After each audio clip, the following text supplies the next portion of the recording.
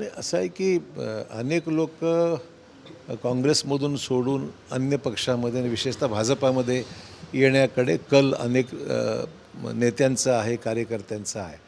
याचा अर्थच असा आहे की लोकांना काँग्रेसमध्ये काँग्रेसचं भविष्यही दिसत नाही आहे आणि त्यांचंही भवितव्य पक्षाबरोबर अनेकांचं भवितव्याशी निगडीत आहे आणि त्यामुळे ज्या पक्षालाच भविष्य नाही तर आपलंही भवितव्य काय राहील याचा हा प्रश्नचिन्ह अनेकांच्या मनामध्ये आहे.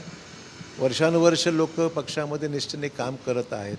जे काम निष्ठेने करत आहेत त्यांची कदर कुठे होत नसेल आणि पक्षाचंच भविष्य काही दिसत नसेल, नेतृत्व राज्यातलं जे आहे हे दिशाहीन आहे, काही करण्या इतपत काही तयारी नाही आणि निवडणुका एकामागोमाग एक पक्ष हरत चालला आहे. त्यामुळे स्वाभाविक याचा परिणाम लोकांच्या मनावर होत आहे आणि त्यामुळे मोठ्या प्रमाणावर लोक हे काँग्रेस सोडून आता अन्य पक्षात जात आहेत. नाही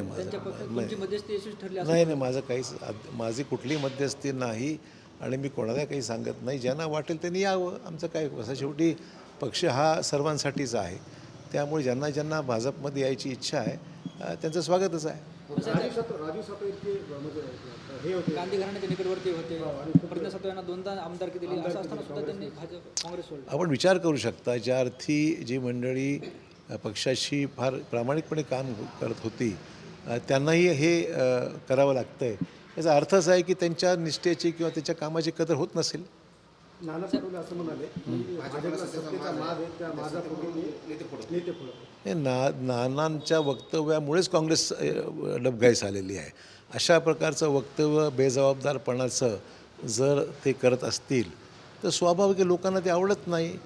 नाना स्वतः पक्षाचे नेते होते एकेकाळी आणि अशाच वक्तव्यामुळे किंवा अशाच बेजबाबदारपणामुळे राज्यातलं सरकारपुढं त्यांनी घालवलं. म्हणजे अचानक सभापती म्हणजे अध्यक्षपदाचा राजीनामा दिला आणि त्यामुळे सरकारी अडचणीमध्ये आलं, हे आपण अनुभवलेलंच आहे.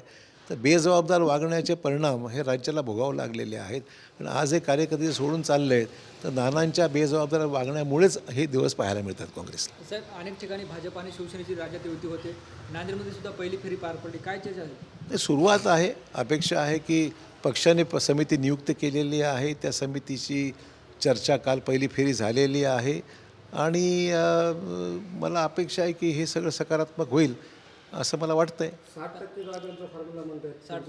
असं आहे की शेवटी माझं मत एवढंच आहे की जे निवडून येण्याची जिथे शक्यता असेल त्या व्यक्तीला तिकीट दिलं पाहिजे, उमेदवारी दिली पाहिजे, अशी माझी भूमिका आहे. राष्ट्रवादी चर्चा वरिष्ठ असं आहे की शिवसेना आणि भाजपाची चर्चा ही मुंबईमधल्या दोन्ही पक्षाच्या नेतृत्वाने केलेली आहे आणि त्याप्रमाणे जो निर्णय घेतलेला आहे त्या अनुषंगाने आम्ही जिल्हा पातळीवर ती चर्चा सुरू केलेली आहे. राष्ट्रवादीशी अद्याप काही चर्चा झाल्याचं माझ्या तरी माहितीच नाही आहे आणि त्यामुळे तिथून काही निरोप आला तर मग तो विचार करते. अद्याप काही पक्ष पातळीवर तसा काही संकेत नाही आहेत. बालाजी कल्याणकर तुमच्यासोबत युती करायला सकारात्मक आहेत, मात्र त्याच शिवसेनेचे दुसरे आमदार हेमंत पाटील यांची गळाभेट घेतात.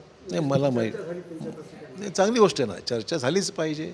चर्चा करण्याविषयी तक्रार नाहीच आहे. आम्ही शेवटी आमची जी युती आहे ती महाराष्ट्रात तिन्ही पक्षाची युती आहे, तर त्यांच्यात चर्चा झाली, आनंदाची गोष्ट आहे.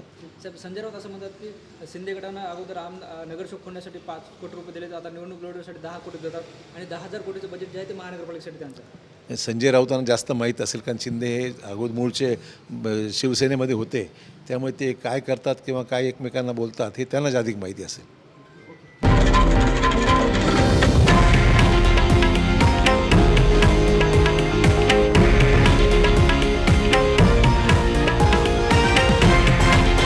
हे आहे देशातील नंबर 1 न्यूज नेटवर्क आणि आपण पाहत आहात TV9 मराठी, एकमेव.